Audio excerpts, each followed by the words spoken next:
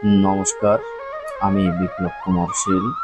সত্যম Shivam Sundaram YouTube চ্যানেলে শুধু ভক্তবৃন্দের সুস্বাগতম। আজ আমি পাঠ করব শ্রীমদ্ ভগবদ গীতা যথাযথ এর পঞ্চম অধ্যায় কর্মসন্ন্যাস যোগ, শ্লোক 14 থেকে। সত্যম শিবম সুন্দরম ইউটিউব চ্যানেলে ধর্মশাস্ত্র পাঠে ভালো লাগলে অবশ্যই চ্যানেলটি সাবস্ক্রাইব করে দিবেন এবং ভিডিওর লিঙ্কগুলা পরিচিত জনের মাঝে শেয়ার করে দিবেন। চলুন শুরু করা যাক শ্রীমদ্ ভগবদ গীতা যথাযথ পাঠ, পঞ্চম অধ্যায় কর্মসন্ন্যাস যোগ, শ্লোক 14 থেকে। শ্লোক 14 অনুবাদ। দেহরূপ নগরীর প্রভু জীব কর্ম সৃষ্টি করে না, সে কাউকে দিয়ে কিছু করায় না এবং সে কর্মের ফলও সৃষ্টি করে না। এই সবই হয় জড়া প্রকৃতির গুণের প্রভাবে। তাৎপর্য: ভগবদ গীতায় সপ্তম অধ্যায় অনুসারে জীব ভগবানের মতোই পুরা প্রকৃতি সম্ভূত। এই পরা প্রকৃতি ভগবানের অন্য প্রকৃতির অপরা থেকে ভিন্ন কোনো না কোনোভাবে এই উৎকৃষ্ট পরা প্রকৃতির অংশ জীবাত্মা অনাদিকাল ধরে অপরা প্রকৃতির সংসর্গে আছে। জীবাত্মা তার কর্ম অনুসারে ক্ষণস্থায়ী এক একটি দেহ প্রাপ্ত হয়ে সেই দেহে বাস করে। এভাবেই দেহের বন্ধনে আবদ্ধ হয়ে সে বদ্ধ দশা প্রাপ্ত হয়। সে তখন অজ্ঞতার অন্ধকারে আচ্ছন্ন হয়ে পড়ে সেই জড় দেহটিকেই তার প্রকৃত স্বরূপ বলে মনে করতে শুরু করে এবং সেই দেহগত কর্মের ফল ভোগ করতে থাকে। জন্ম জন্মান্তরের সঞ্চিত অজ্ঞতার পরিমাণে তাকে এই দেহজাত দুঃখ কষ্ট ভোগ করতে হয়। কিন্তু যে মুহূর্তে সে দেহাত্ম বুদ্ধি পরিত্যাগ করে এবং বুঝতে শেখে যে সে তার দেহ নয়, সেই মুহূর্তেই সে তার দেহের বন্ধন থেকে, তার কর্মফলের বন্ধন থেকে মুক্ত হয়। যতক্ষণ সেই দেহরূপ নগরীতে সে বাস করে ততক্ষণ সে মনে করে যে সেই হচ্ছেন তার দেহটির অধীশ্বর, কিন্তু প্রকৃতপক্ষে সে তার দেহের অধীশ্বর নয় এবং তার কর্মফলের কর্তাও নয়। সে হচ্ছে ভবসমুদ্রের নিমজ্জমান জীব সংগ্রামে বিধ্বস্ত সদৃশ্য জীব। ভবসমুদ্রের উত্তাল তরঙ্গগুলি তাকে ভাসিয়ে নিয়ে চলেছে এবং তাদের নিয়ন্ত্রণ করবার কোনো শক্তি তার নেই। চিন্ময় কৃষ্ণ ভাবনামৃত রূপে তরণীর আশ্রয় গ্রহণ করলে সে এই ভবসমুদ্র পার হতে পারে, সমস্ত দুর্যোগ থেকে রক্ষা পেতে পারে। শ্লোক 15 অনুবাদ। পরমেশ্বর ভগবান জীবের পাপ অথবা পুণ্য কিছুই গ্রহণ করেন না। অজ্ঞানের দ্বারা প্রকৃত জ্ঞান আবৃত হওয়ার ফলে জীবসমূহ মোহাচ্ছন্ন হয়ে পড়ে। তাৎপর্য: সংস্কৃত বিভু শব্দটির অর্থ হচ্ছে পরমেশ্বর ভগবান, যিনি অনন্ত জ্ঞান, শ্রী, যশ, বীর্য, ঐশ্বর্য ও বৈরাগ্যে পরিপূর্ণ। তিনি সর্বদাই আত্মতৃপ্ত। পাপ ও পুণ্য তাকে কখনোই স্পর্শ করতে পারে না। তিনি কোনো জীবের জন্যই কোনো বিশেষ অবস্থান সৃষ্টি করেন না, কিন্তু অজ্ঞানতার দ্বারা মোহাচ্ছন্ন হয়ে জীব বিভিন্ন পরিস্থিতির কামনা করে এবং তার ফলে তার কর্ম ও কর্মফলের প্রবাহ শুরু হয়। জীব ভগবানের পরা প্রকৃতির জাত, তাই তার স্বরূপে যে সে পূর্ণ জ্ঞানে অধিষ্ঠিত, কিন্তু তা সত্ত্বেও তার শক্তি সীমিত হওয়ার ফলে সে অজ্ঞানের দ্বারা আচ্ছন্ন হয়ে পড়ে। ভগবান সর্বশক্তিমান, কিন্তু জীব তা নয়। ভগবান বিভু, কিন্তু জীব অনুসদৃশ্য।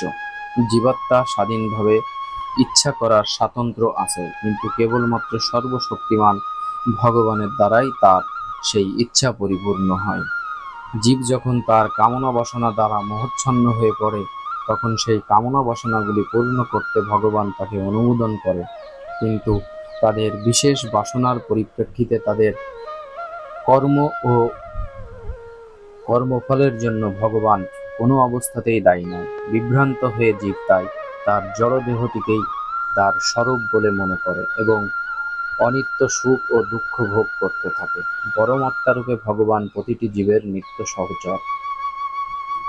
ফুলের কাছে গেলে যেমন তার গন্ধ পাওয়া যায়, তেমনি আমাদের খুব কাছে আসেন বলে ভগবান আমাদের অন্তরের সমস্ত কামনা বাসনাগুলির কথা জানেন। কামনা বাসনাগুলি হচ্ছে জীবের বন্ধনের সূক্ষ্ম রূপ। জীব যেভাবে কামনা করে, ভগবান ঠিক সেভাবেই তার যথাযোগ্য পূর্তি করেন। তাই ইচ্ছা পূরণ করার কোনো শক্তিই জীবের নেই, কিন্তু ভগবান হচ্ছেন সর্বশক্তিমান, বাঞ্ছাকল্পতরু। তিনি সর্বতোভাবে নিরপেক্ষ, তাই তিনি অপু, স্বাতন্ত্র, বিশিষ্ট জীবের ইচ্ছায় হস্তক্ষেপ করেন না। কিন্তু কেউ যখন শ্রীকৃষ্ণকে পাওয়ার ইচ্ছা করেন, তখন ভগবান তার প্রতি বিশেষভাবে যত্নপরায়ণ হন এবং তাকে এমনভাবে উৎসাহিত করেন, যার ফলে তিনি তাকে পেয়েও শাশ্বত সুখ আস্বাদন করতে পারেন। বৈদিক মন্ত্রে বলা হয়েছে, এষ ও হেব্য সাধু কর্ম কারায়তীতং যমভ্যে লোকভ্যে উন্নিনিশ্যেত এব এষ ও এবা সাধু কর্ম কারায়তি যমধ নিনিশেত।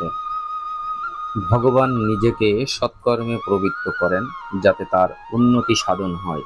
তিনি জীবকে অসৎকর্মে প্রবৃত্ত করেন যাতে সে নরকগামী হয়। কৌশিতকী উপনিষদ ৩:১৮। অজ্ঞ জন্তু রণিষোহাত্মাত্মনো সুখ দুঃখয় ঈশ্বর প্রেরিত গচ্ছেৎ স্বর্গং বাসভ্রমেস্য। সুখ দুঃখের উপর জীব সর্বতোভাবে নির্ভরশীল। বায়ু যেমন মেঘকে চালিত করে, তেমনি ভগবানের ইচ্ছার ফলে জীব স্বর্গে অথবা নরকে গমন করে। তাই দেহধারী জীব অনন্তকাল ধরে কৃষ্ণ বিমুখ হয়ে থাকার বাসনা করে এবং সেটি তার মহচ্ছন্ন হওয়ার কারণ। তাই সে সচ্চিদানন্দময় হলেও যেহেতু তার সত্তা ক্ষুদ্র ও বদ্ধ, তাই সে তার স্বরূপ বিস্মৃত হয়।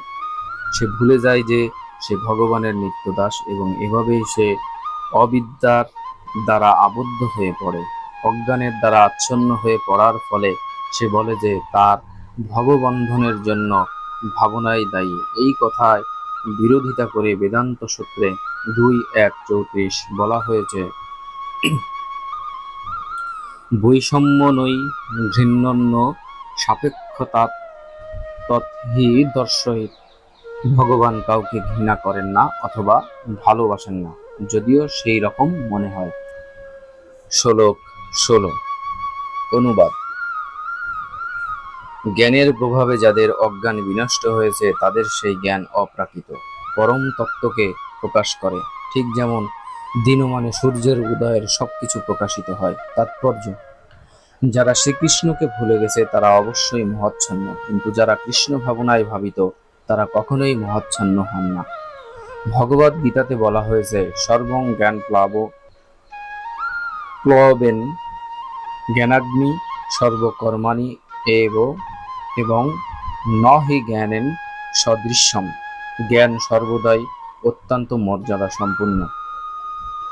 এই জ্ঞানের স্বরূপ কি?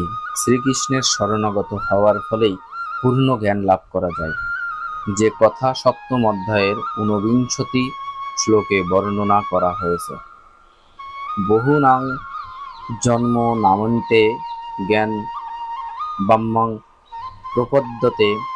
বহু বহু জন্মের পর জ্ঞানী যখন ভগবান শ্রীকৃষ্ণের শরণাগত হন অথবা কৃষ্ণ ভাবনায় ভাবিত হন, তখন তার কাছে সমস্ত তত্ত্ব প্রকাশিত হয়। যেমন দিনের বেলায় সূর্যের আলোতে সবকিছু প্রকাশিত হয়, জীব নানাভাবে মোহাচ্ছন্ন হয়ে পড়ে।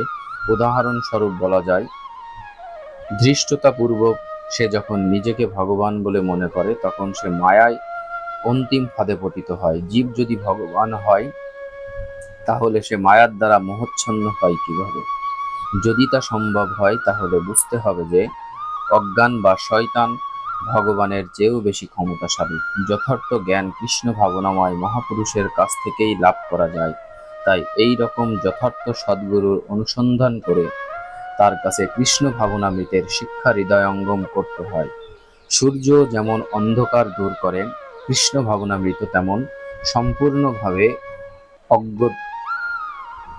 অজ্ঞানতা দূর করতে পারে। কেউ জ্ঞান লাভের মাধ্যমে উপলব্ধি করতে পারেন সে তার দেহ নয়, সে তার জড়দেহের অতীত, তবুও সে আত্মা ও পরমাত্মার মধ্যে পার্থক্য নিরূপণ করতে পারে না।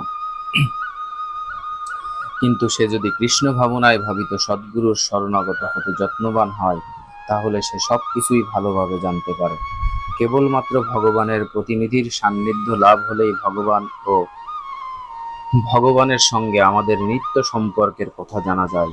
ভগবানের প্রতিনিধি কখনো দাবি করেন না যে তিনি ভগবান, কিন্তু তাকে ভগবানের মতোই সম্মান করা যায়, কারণ তিনি ভগবত তত্ত্ব জানেন। ভগবান ও জীবের মধ্যে যে পার্থক্য রয়েছে তা জানা উচিত। ভগবদ গীতার ২য় অধ্যায়ে ১২শ শ্লোকে ভগবান শ্রীকৃষ্ণ সেই জন্য বলেছেন, প্রত্যেক জীব স্বতন্ত্র এবং ভগবানও স্বতন্ত্র। অতীতে তাদের সকলেরই পৃথক স্বরূপ ছিল, এখনো আছে, ভবিষ্যতেও মুক্তির পরেও থাকবে। রাত্রির অন্ধকারে যেমন সবকিছুই এক বলে মনে হয় ঠিক, কিন্তু দিনের বেলায় সূর্যোদয় হলে প্রতিটি বস্তু তাদের যথার্থ রূপে প্রতিভাত হয়। জ্ঞানচক্ষু উন্মীলিত হলে তেমনি সব কিছুর স্বরূপ উপলব্ধি হয়। পারমার্থিক জীবনে স্বতন্ত্রভাবে স্বরূপ উপলব্ধি হচ্ছে যথার্থ জ্ঞান। শ্লোক ১৭ অনুবাদ। যার বুদ্ধি ভগবানের প্রতি উন্মুখ হয়েছে, মন ভগবানের চিন্তায় একাগ্র হয়েছে, নিষ্ঠা ভগবানে দৃঢ় হয়েছে এবং যিনি ভগবানকে তার একমাত্র আশ্রয় বলে গ্রহণ করেছে, জ্ঞানের দ্বারা তার সমস্ত কুলস সম্পূর্ণরূপে বিধৌত হয়েছে এবং তিনি জন্ম মৃত্যুর বন্ধন থেকে মুক্ত হয়েছেন। তাৎপর্য: ভগবান শ্রীকৃষ্ণই হচ্ছে পরম তত্ত্ব। সম্পূর্ণ ভগবদ্গীতা শ্রীকৃষ্ণের ভগবত্তার কথা ঘোষণা করেছে। সমস্ত বৈদিক শাস্ত্রেও সেই একই কথা বলা হয়েছে। তত্ত্ববিদেরা পরম তত্ত্বকে ব্রহ্ম, পরমাত্মা বা ভগবান রূপে জানেন। ভগবান হচ্ছেন পরম তত্ত্বের শেষ কথা, তার ঊর্ধ্বে আর কিছুই নেই। ভগবানও বলেছেন, মত্ত পরতরং নান্যং কিঞ্চিদস্তি ধনঞ্জয়। হে অর্জুন, আমার থেকে শ্রেষ্ঠ আর কেহই নেই। নির্বিশেষে ব্রহ্ম সম্বন্ধে শ্রীকৃষ্ণ বলেছেন, ব্রহ্মণ হি প্রতিষ্ঠাহং, আমি নির্বিশেষে ব্রহ্মের আশ্রয়। সুতরাং সর্বতোভাবে শ্রীকৃষ্ণই হচ্ছেন পরাৎপর তত্ত্ব, যার মন, বুদ্ধি, নিষ্ঠা ও আশ্রয় ভগবান শ্রীকৃষ্ণতেই নিত্য কেন্দ্রীভূত। অর্থাৎ যিনি সম্পূর্ণরূপে শ্রীকৃষ্ণের শরণাগত, তিনি নিঃসন্দেহে সমস্ত পাপ থেকে মুক্ত হয়ে পূর্ণ জ্ঞানে পরম সত্যকে উপলব্ধি করেন। কৃষ্ণভক্ত পূর্ণরূপে ভগবান শ্রীকৃষ্ণের অচিন্ত্য ভেদাভেদ তত্ত্ব উপলব্ধি করতে পারেন। এই দিব্য জ্ঞান প্রাপ্ত হয়ে তিনি অবিচলিতভাবে মুক্তির পথে এগিয়ে চলেন।